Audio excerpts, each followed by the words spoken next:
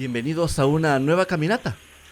En esta ocasión nos encontramos en el punto más occidental del territorio salvadoreño, en el departamento de Santa Ana, específicamente en el municipio de Metapán, la segunda ciudad más importante del departamento de Santa Ana y el municipio con la mayor extensión territorial de todo El Salvador.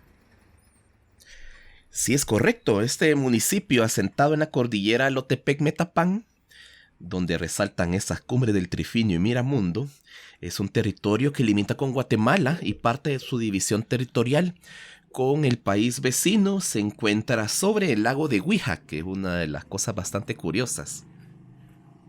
Es correcto, así que vamos a comenzar esta caminata y nuestro primer punto de observación es este puente que, hay un par de accesos por medio de puentes, pero este quizás es como uno de los principales o el más importante, el puente Pacheco.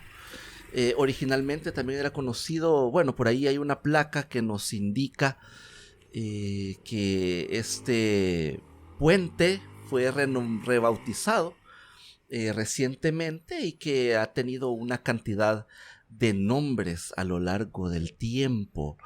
El que originalmente era conocido como el Puente Santiago o como el Puente de la Cal. Esta obra que pues ha sido reconstruida, creo yo, o modernizada un poco en este último siglo, y que pues ahora es parte de los accesos principales a al casco central de este municipio, que como ya mencionábamos es el que tiene mayor extensión territorial en todo El Salvador y que es atravesado y delimitado también por este río, el río San José, que tiene pues su cauce a través de una buena parte del municipio y que por esa razón también es que para acceder al casco central se ubican estos puentes en esta zona. Se puede notar que es una construcción basada en piedra y que atraviesa pues el cauce del río San José. Vamos a empezar a bajar acá en esta parte de la estamos acá en la avenida Doctor Ignacio Gómez, que este recorrido lo vamos a realizar sobre lo que consideramos son las dos avenidas principales de este municipio, o al menos las que te llevan directamente hacia el casco central. Esta es la avenida Doctor Ignacio Gómez, y que en el punto de quiebre de las cardinalidades también se convertirá en la avenida Isidro Menéndez y posteriormente vamos a caminar sobre la avenida Benjamín Estrada Valiente. Ese es básicamente el recorrido, y terminando en el casco central, ya en la parte de las instituciones importantes. Un casco central que definitivamente aquí en este canal nos ha impresionado bastante. Ha sido una travesía también bastante larga en haber llegado hasta este punto. Si usted nos acompaña en todos nuestros recorridos y es suscriptor, y si no lo es, lo invitamos a que se suscriba a nuestro proyecto City Corners. Estuvimos documentando también la carretera que lleva desde Santa Ana hasta este municipio. Un recorrido bastante bonito. Definitivamente Metapán tiene una gran cantidad de historia por descubrir, no solo en relación al casco central o al nacimiento de este poblado, sino también al motor económico del municipio, que es la Cal, que también más adelante lo vamos a hablar al respecto. Se conoce pues a este poblado como un lugar de tierra caliente, de casas blancas, y uno de los centros históricos más atractivos que hemos visitado en este canal. También su importancia a nivel industrial y de la tierra de la gente de patas blancas o caleros, vea que definitivamente hacen posible el desarrollo de este país.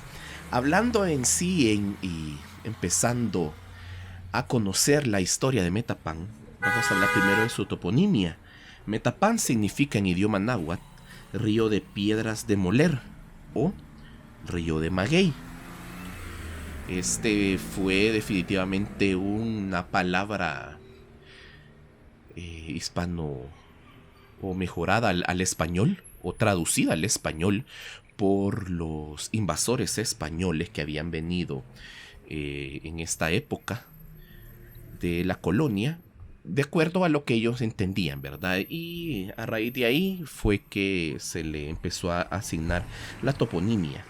Según los historiadores, esta zona fue habitada por pueblos originarios mayachortis que posiblemente se fueron fusionando hasta habitar una gran extensión de terreno, y alrededor del siglo XIII la influencia maya-pipil fue factor importante para la modernización de este sitio, que abarcó inclusive la lengua que hablaban los pueblos originarios, una mezcla entre el chorti y el náhuatl. Antes de la llegada de los invasores, eran conocidos 3 pueblos importantes, conocidos pues por su españolización, ¿verdad? Metapán Viejo, Ostúa y Angue. Cuando ingresa el periodo colonial, el asentamiento tuvo una gran cantidad de nombres que los mismos españoles buscaron españolizar, pues, esta palabra Metapán, que se empezó a llamar Metapas, posteriormente San Pedro Metapas, luego Metapás con acento en la última A, y por último se realizó ya una normalización del nombre y que es el que conocemos actualmente como Metapán.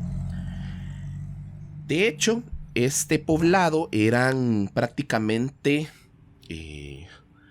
ya en la época de la colonia 2 asentamientos importantes. De 3 que fueron previos a la colonización, se convierten en 2. Ostúa lastimosamente se pierde gracias a los desastres naturales, a las epidemias.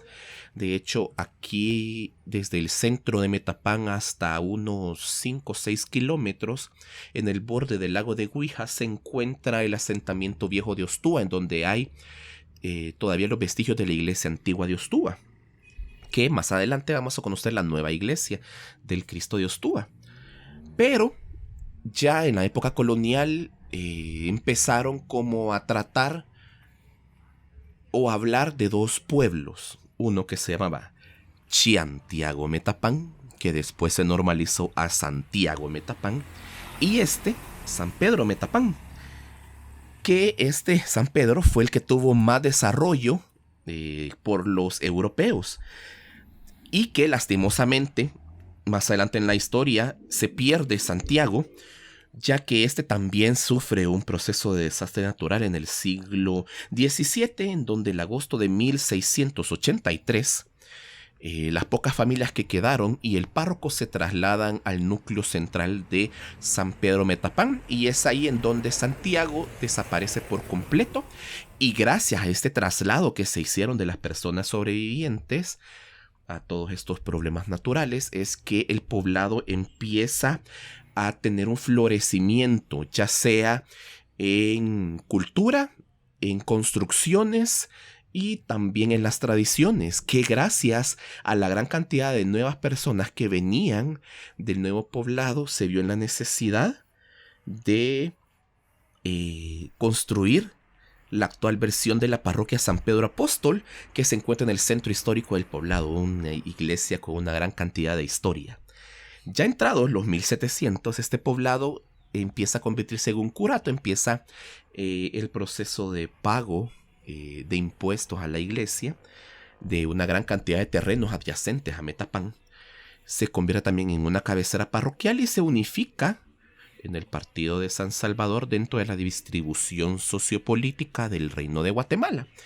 Y es ahí en donde ya llegamos al periodo republicano, que es en donde más empieza como un desarrollo, podemos decir, más al interior, un desarrollo relacionado a los recursos naturales que se tienen en los alrededores de este poblado. Sí, hablando ya de la parte de la época de la República, Metapán recibe el título de villa el 22 de agosto de 1823 por decreto legislativo. Este acto fue gracias a los servicios brindados por la población de Metapán para el periodo de independencia, donde siempre estuvo en apoyo independentista. Un año después, Metapán pasa a formar parte del departamento de San Salvador y luego de otra división territorial. Por 5 meses, en el año 1833. Forma parte del departamento de Tejutla, que de este sí no tenía conocimiento. Y más adelante formó parte del departamento de Sonsonate, hasta que se designan las divisiones departamentales como las conocemos. Metapán fue declarada ciudad por decreto legislativo el día 11 de febrero de 1862, durante el gobierno de el capitán general Gerardo Barrios, el mismísimo que muchos dicen que es el artífice de lo que conocemos como la República Cafetalera. Así que durante su administración, pues recibe esta distinción, que es la máxima que puede recibir un municipio. Hasta este momento, este es el asentamiento más antiguo que hemos visitado de una ciudad, en la cual fue nombrada como tal en este canal. Otro dato importante, bueno, aquí estamos ya en el punto donde cambian las cardinalidades de calles y avenidas, así que dejamos la avenida Doctor Ignacio Gómez para introducirnos en la zona de la avenida Isidro Menéndez. Así que vamos a comenzar a caminar por estas partes y ya muy cercanos al casco central, que lo vamos a ver como por detrás en esta ocasión. Pero antes de que lleguemos, mencionar un dato curioso. De acuerdo con nuestra investigación, hay un pasaje de la historia metapaneca que es lo que se llamó la Guerra Guatemalteco-Salvadoreña en 1863. De acuerdo con los datos, un oficial guatemalteco ingresa a El Salvador con alrededor de 600 militares.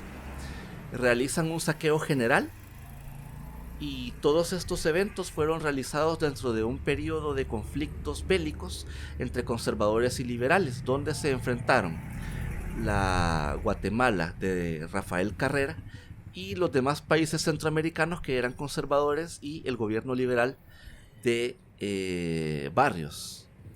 Así que fue un pasaje ahí bastante curioso. Si no estoy equivocado, que no fue esto en la época en la que un presidente guatemalteco que quiso unificar Centroamérica o algo así, ¿no? No, de hecho, el pasaje de esta historia es que todos los países centroamericanos tenían gobiernos que eran conservadores. Y Gerardo Barrios, pues, era el único presidente en Centroamérica que era liberal.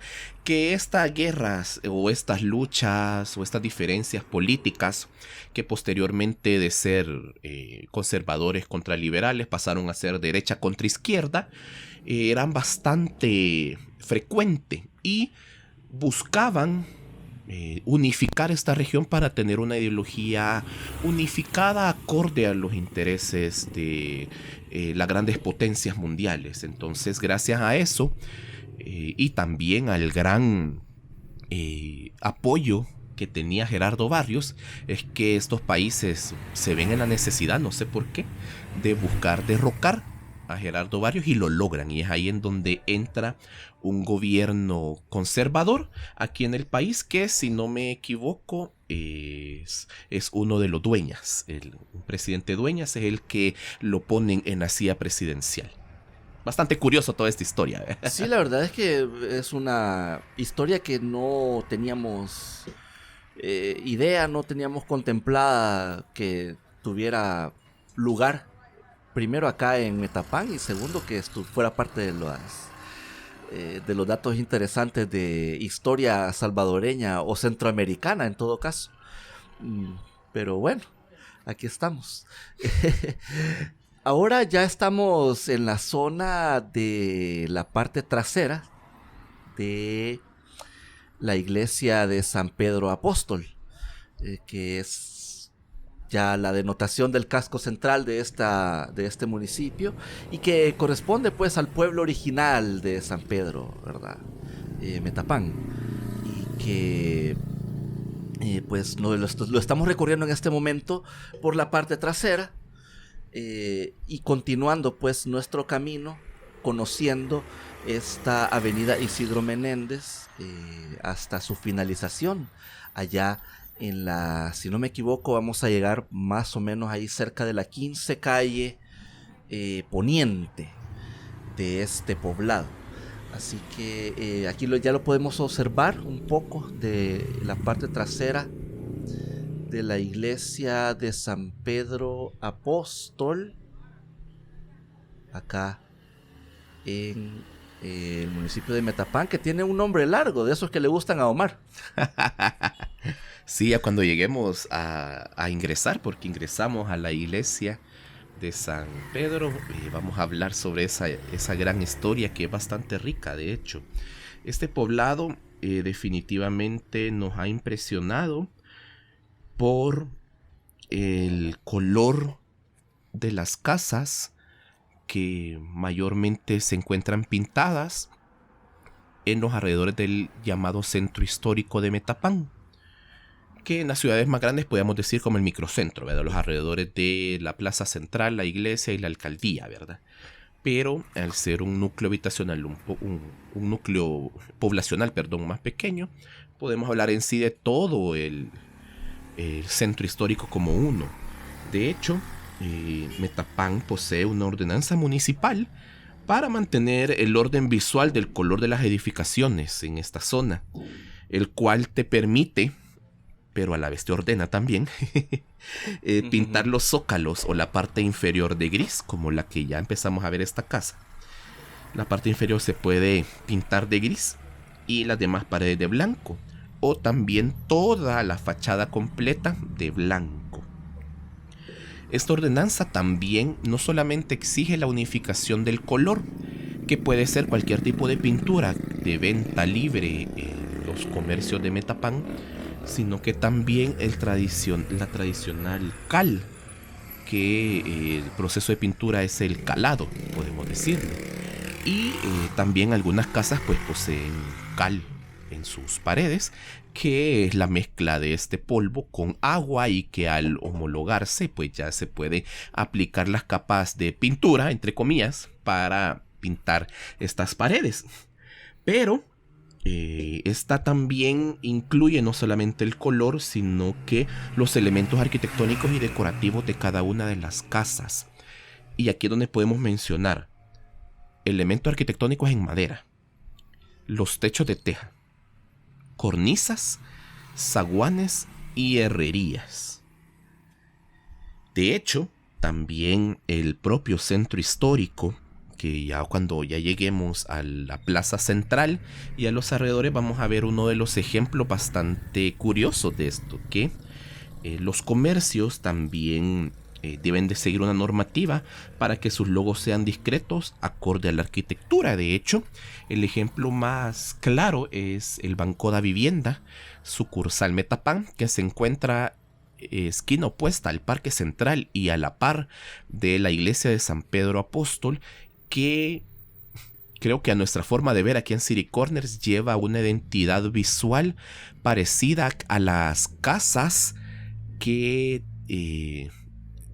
tienen en Antigua Guatemala, y la iconografía es bastante discreta, de un color neutro, o el nombre puesto en una tabla de madera, o el logo, que en este caso este banco es de color rojo, una casita roja, se encuentra una casita de color metálica y pequeña. Entonces es bastante curioso y bastante bonita esa normativa para unificar el color completo. Y esto no solamente viene desde esta época, de la época moderna del siglo siglo XXI, finales del siglo XX, sino que ya hay registros municipales que contemplaban este tipo de normativas en su centro histórico de alrededor de 1894, en donde el alcalde de ese momento, Samuel Luna, ordenaba pintar o encalar las casas de sus pobladores por dentro y por fuera.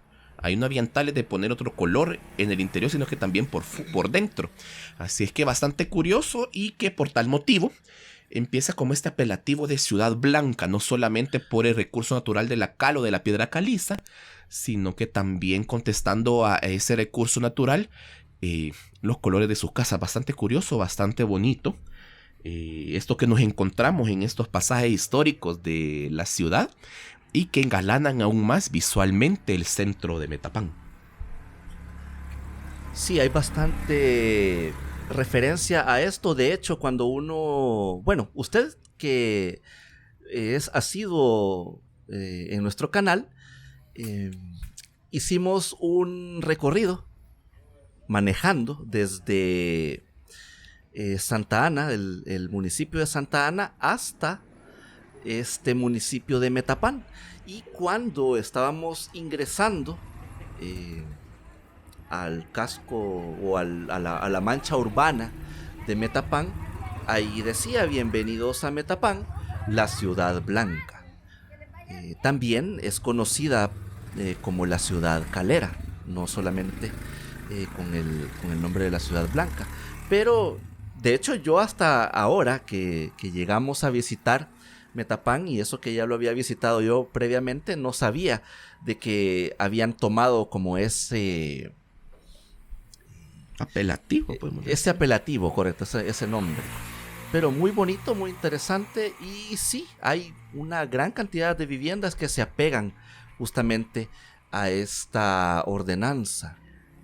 De acuerdo con su distribución administrativa, Metapán posee 29 cantones, entre los que podríamos mencionar Aldea El Zapote, Belén Guijat, Camulián, Cañas Dulces, El Capulín, El Carrizalillo, Cuilliscat, El Brujo, El Limo, El Malpaso, El Panal, El Rosario, El Xiste, con S al inicio, La Ceibita, La Isla, La Joya, Las Pavas, Las Piedras, Matalapa, Montenegro, San Antonio, San Jerónimo, San Antonio Ingeniero, San Juan Las Minas, San Miguel Ingenio, Santa Rita, Tahuilapa, Tecomapa, San Antonio La Loma y 238 caseríos. Una gran extensión territorial que tiene, imagínate. Hay una cantidad de cantones, creo que bueno, desconozco en realidad si en otros municipios existieran una cantidad tan grande, pues, pero sí son bastantes.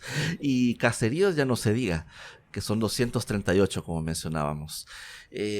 Por la zona en la que nos encontramos, que es una extensión grandísima, Metapán es un municipio que posee áreas climáticas diferentes, desde caluroso en su casco central, que es extremadamente caliente. Pero que es bien interesante, que es un calor seco, no es un calor húmedo. Claro, sí. Y que sus temperaturas andan entre 27 hasta los 31 grados centígrados como temperaturas máximas. Y templado y frío en las zonas altas cercanos a la zona del punto trifinio. Y en su casco central, pues ya entrada la noche y madrugada. Acentuándose estas temperaturas entre diciembre y enero. Que son los espacios más fríos, de hecho, de todo El Salvador, inclusive. Sí, bueno, en la zona del punto trifinio, creo que si no estoy equivocado, se encuentra dentro del Parque Nacional Montecristo también, que es también parte de los terrenos de Metapán y que se comparten algunos de estos terrenos de este bosque con Guatemala y con Honduras, si no me equivoco. Sí, también. Entonces, sí, es una zona bastante densa en cuanto a vegetación y fauna. De hecho, en Montecristo y en el punto trifinio se pueden encontrar una cantidad de felinos Se pueden encontrar jaguares, creo que ocelotes, no me recuerdo qué otros por ahí, pero sí es bien interesante. Económicamente, Metapán es uno de los motores económicos del poniente salvadoreño, entre el sector primario y secundario, en donde este último, la industria forma un papel importante para la economía nacional. Los productos agrícolas que se encuentran en Metapán son granos básicos, caña de azúcar, café de mediana y gran altura, frutales, pastos decorativos, crianza de bovinos, porcinos, aves de corral, apicultura de alta calidad, entre otros. En el siglo XIX fue de gran importancia la exportación del árbol de jiquilite o el oro azul, de donde se extraía el tinte azul o añil para la exportación. Mientras que la industria es prácticamente monopolizada por asentamientos de piedra caliza, en donde pues ya vamos a hablar de la gran industria de este lugar y que tiene mucho que ver con el nombre o el apelativo de este lugar, la Ciudad Blanca,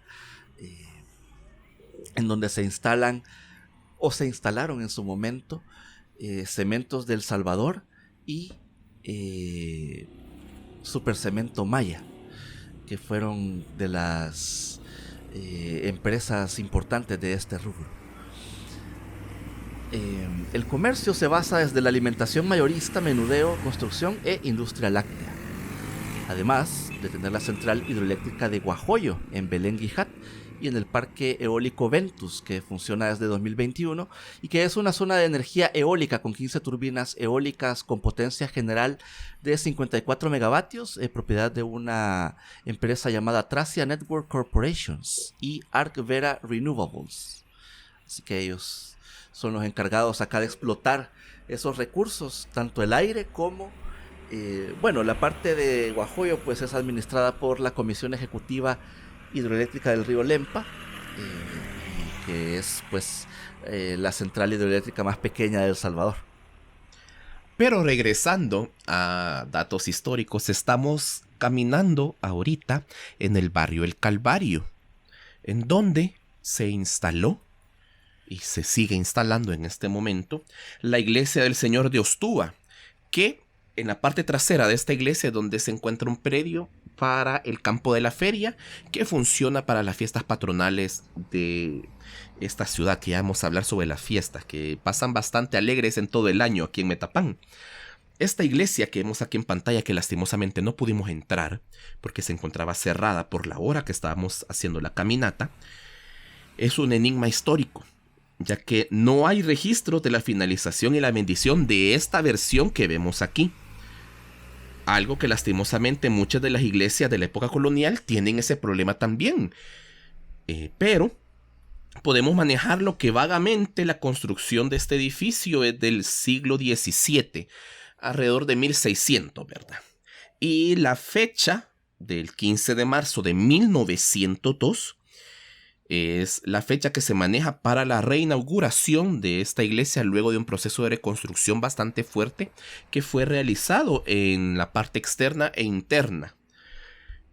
El origen de este edificio eclesiástico se remonta al antiguo asentamiento de Ostúa, que es lo que mencionamos al inicio de esta caminata. Un asentamiento que se encuentra más o menos a 5 kilómetros al norponiente del casco central de Metapán, cerca de la división entre El Salvador y Guatemala y bastante cerquita de las orillas del lago de Guija, que de hecho todavía se encuentran esas ruinas del antiguo asentamiento y que fue destruido pues ya que el río Ostúa inundó todo el lugar, entonces se vieron la necesidad de trasladarse.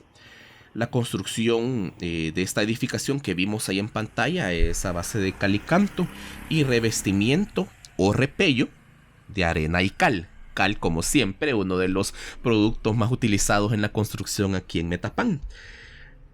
Estas ruinas prácticamente, o la ruina de la iglesia anterior de Ostúa, es casi calcada a la versión que tenemos acá en Metapán. Tiene una gran similitud en la portada o en la fachada, que pues muestra su fachada con esta arquitectura que nosotros llamamos como colonial, pero que en realidad es barroca, con influencias morázábes, que así como esta, también la iglesia de San Pedro fue construida de esas influencias, y que son sus elementos arquitectónicos en la fachada similares a las iglesias de Panchimalco, Chalchuapa, Opico y otras, que son, podemos decir, una de las primeras construcciones que fueron realizadas de iglesias aquí en el país.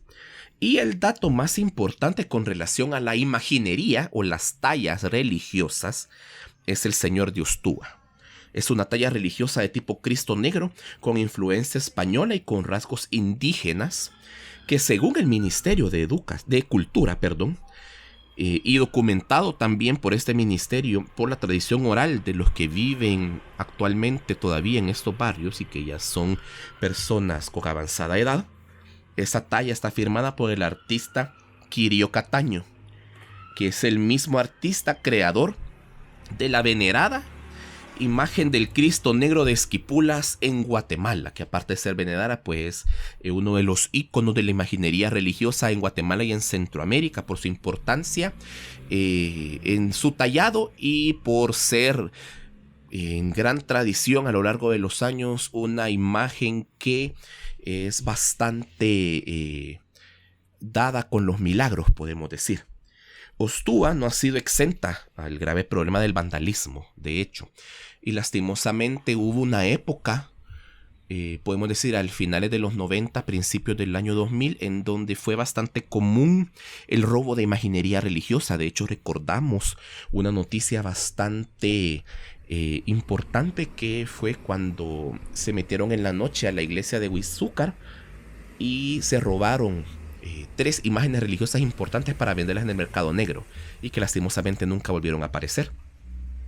Para el caso de la iglesia del Señor de Ostúa, una gran ventaja de que no se robaron el Cristo, pero sí se guardaron la Virgen de Guadalupe y San Juan, y las que se encuentran en el retablo mayor del altar son unas réplicas que se han colocado ahí. Así es que hay una gran historia con respecto a la arquitectura, al nacimiento de esta iglesia y a la imaginería religiosa, que en la época de la colonia fue bastante importante como parte del proceso de evangelización de los pueblos originarios. Y eso que estamos hablando solamente de la iglesia del Señor de Ostúa, todavía no hemos llegado a la otra. A la más grande, sí.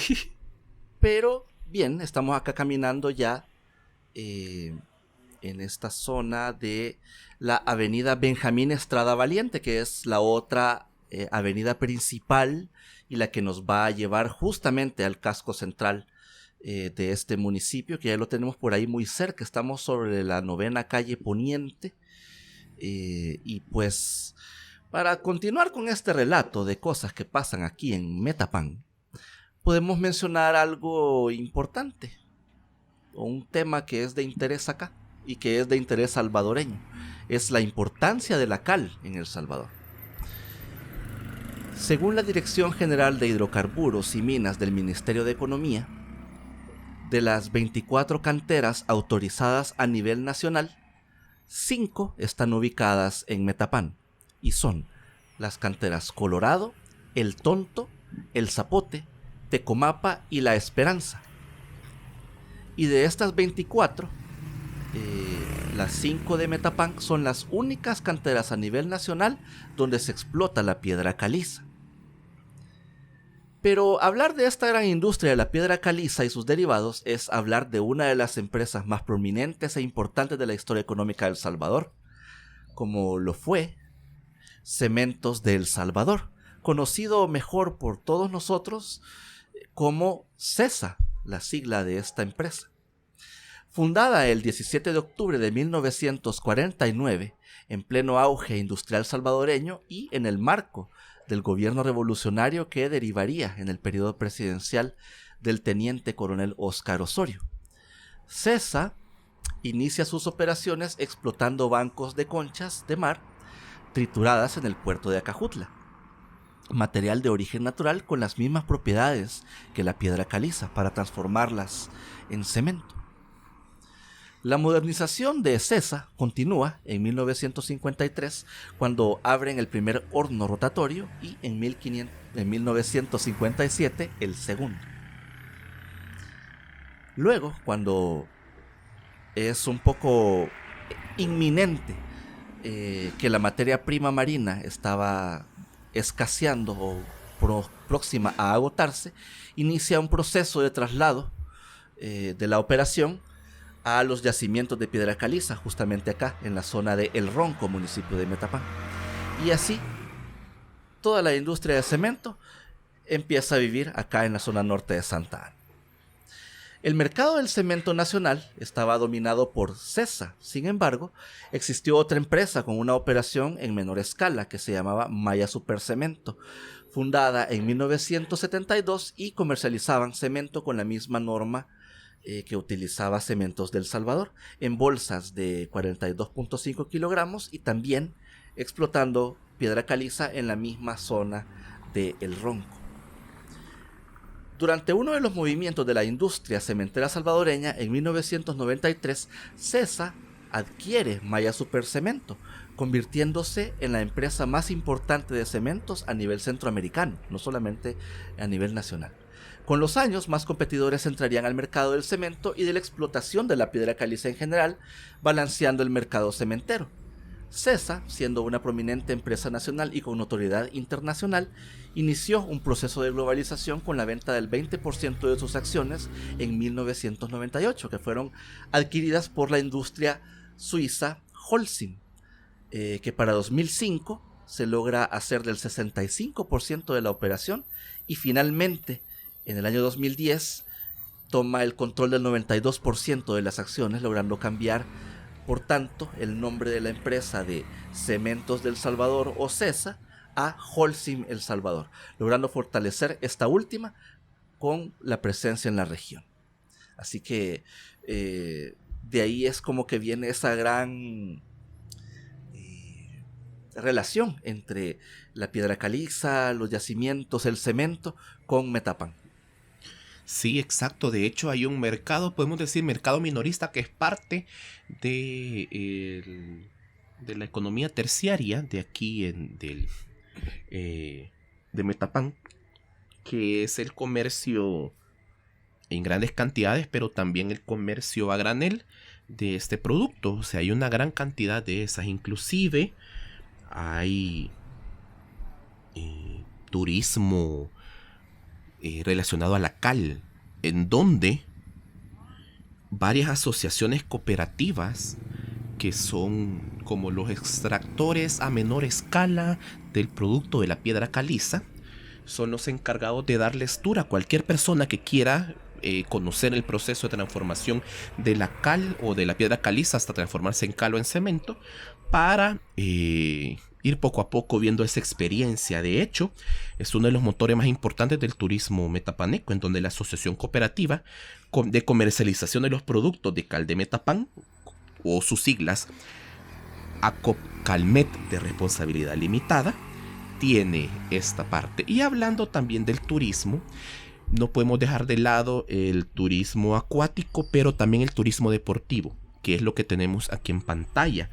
Este espacio que para nosotros fue bastante curioso, nosotros que no somos oriundos de Metapán, para nosotros fue bastante curioso que un complejo deportivo de primer nivel, podemos decir, se encuentra pegado al casco central, que de hecho este es uno de los primeros ejemplos que tenemos acá, que es el estadio es el estadio municipal Jorge El Calero Suárez, y que atrás se encuentra el polideportivo Abel Mazariego de Metapán y un complejo deportivo llamado Oscar Sandoval. Que hablar del estadio Calero Suárez es hablar del estadio más importante de la zona norte de Santa Ana. Es el cuarto estadio con más aforo en el occidente salvadoreño, albergando hasta 4,000 personas sentados. Y es sede de la Asociación Deportiva Isidro Metapán, que son localmente llamados como los cementeros. La historia de este espacio deportivo comienza como la cancha del Sauce, y a mitad de la década de los 90 la alcaldía inicia un proyecto de remodelación para entregar un estadio digno de este lugar. Y ahí es en donde se le bautiza con el nombre de Jorge Suárez, que fue un portero oriundo de la ciudad.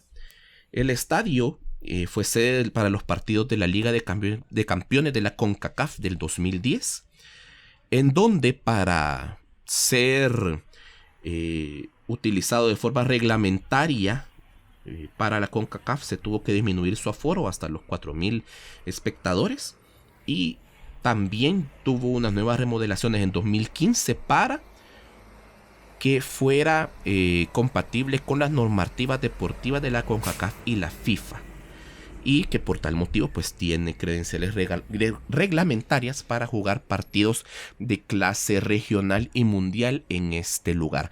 Bastante curioso también este espacio que estamos recorriendo, que son los portales comerciales, podemos decir, del municipio de Metapán, que es parte de los graderíos. En la parte de atrás de estos portales, ahí se accede a los graderíos de tribuna del estadio. Hay un espacio en donde están las oficinas del Isidro Metapán y se encuentra la entrada directa para jugadores y para las personas que vienen a disfrutar de un partido. Bastante interesante, que de hecho lo vimos con nuestro dron.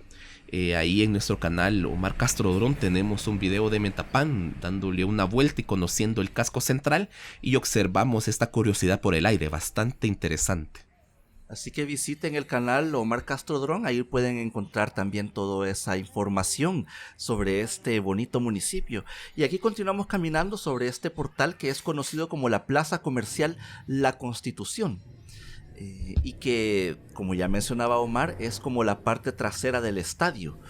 Muy curioso, y que está justamente en la zona del casco central. Ya aquí estamos recorriendo oficialmente el casco central de Metapán, en donde pues se encuentran todas las instituciones que ya conocemos o que ya hemos siempre observado en algunas ciudades que respetan esta manera colonial, la podríamos llamar, de crear los cascos centrales o los cascos urbanos de los pueblos, que es un parque o una plaza central que en sus costados tiene o una iglesia del pueblo, el cabildo y portales comerciales. Así que aquí sí se respeta bastante de esa forma, solo que este parque central es bastante grande. Es bien grande. Y como que de alguna manera lo comparte con el cabildo. Muy interesante la manera. De hecho, aquí estamos caminando sobre esta parte que ya originalmente era una vía para vehículos, pero ahora es como este híbrido entre peatonal y para vehículos, en donde se encuentra pues justamente lo que ya tenemos en pantalla, el Palacio Municipal de este municipio, que tiene esto que estamos viendo en pantalla, que nos pareció bastante curioso. Estas tallas. Tienen estas tallas que hacen alusión a personajes de la mitología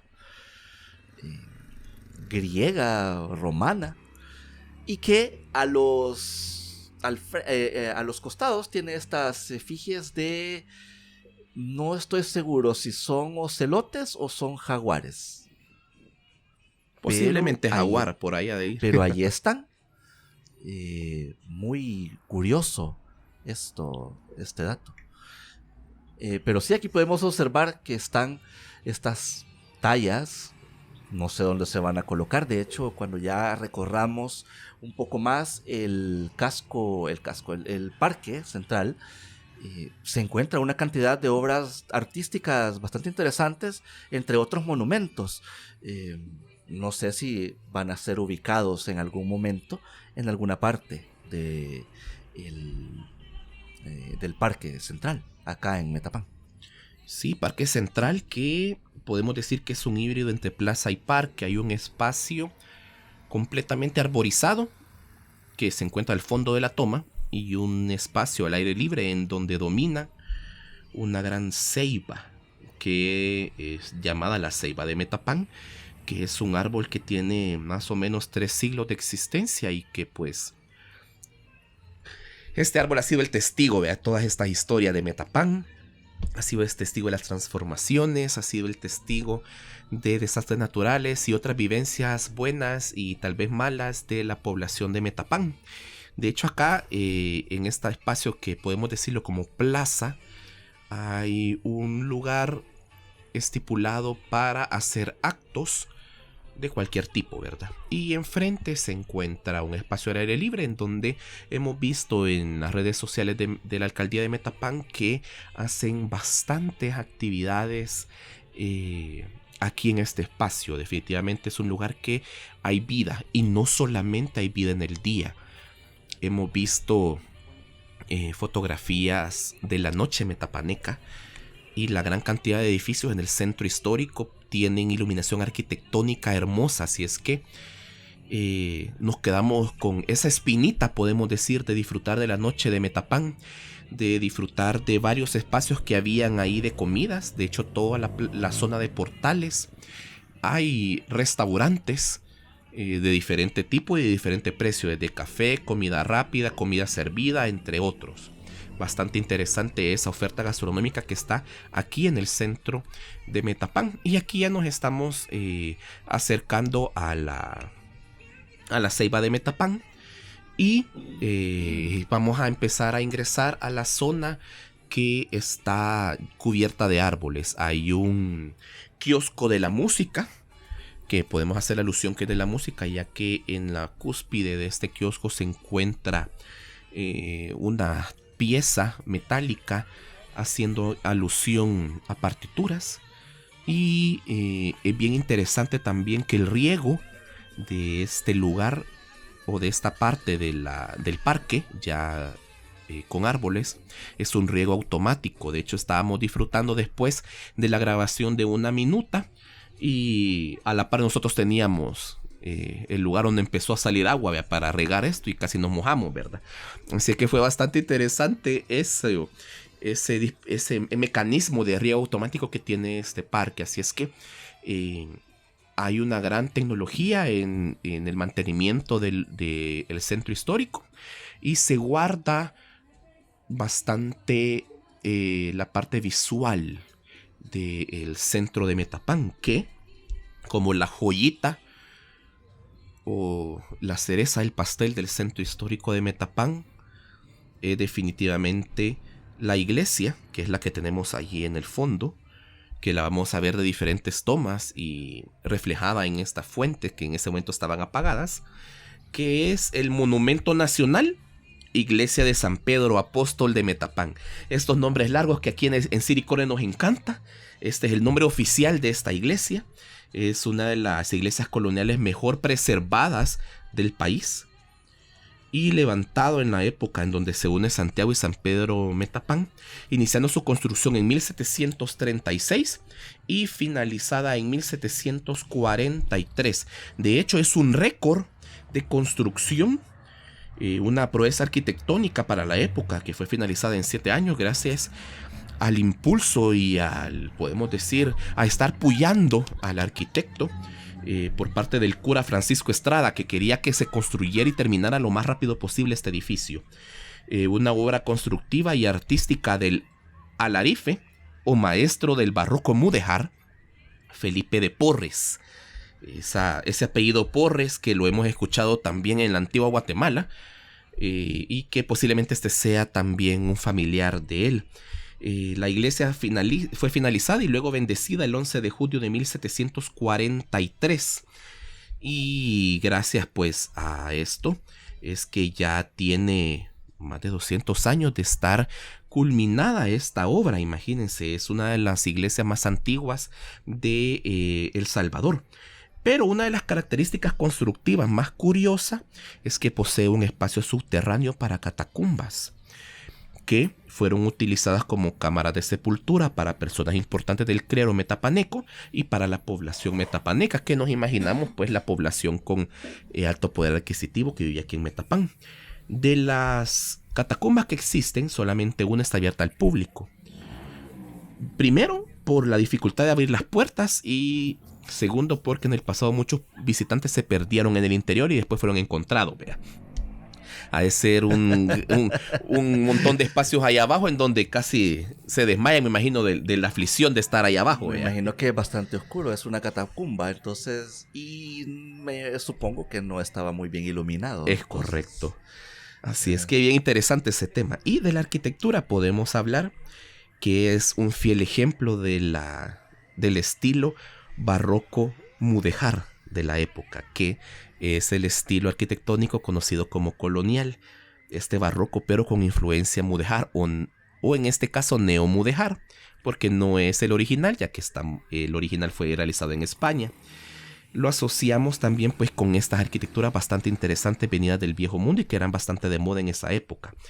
La fachada posee 28 metros de altura, que ya la vamos a ver en detalle, y es de tipo retablo. Está dividida en 3 cuerpos. De estos 3, los dos inferiores tienen columnas de orden jónico, 4 nichos u hornacitas sin imagen religiosas y rematadas con un triángulo estas hornacitas. Posee un rosetón principal de forma octogonal y una sola puerta de madera de doble altura. El último cuerpo posee 3 aberturas o tabernáculos decorados con elementos vegetales, una cúpula al lado izquierdo y otro cuerpo que lo remata una torre del reloj con un copón en la parte superior. Al lado izquierdo de la fachada podemos observar un cuerpo sobresaliente de menor altura que es con una cúpula que corresponde a una capilla. Y el interior definitivamente es una de las iglesias que a mí personalmente me han maravillado. Tiene un blanco tan pulcro. Hay 7 retablos en madera, posiblemente con la técnica del dorado o la colocación de papel de oro.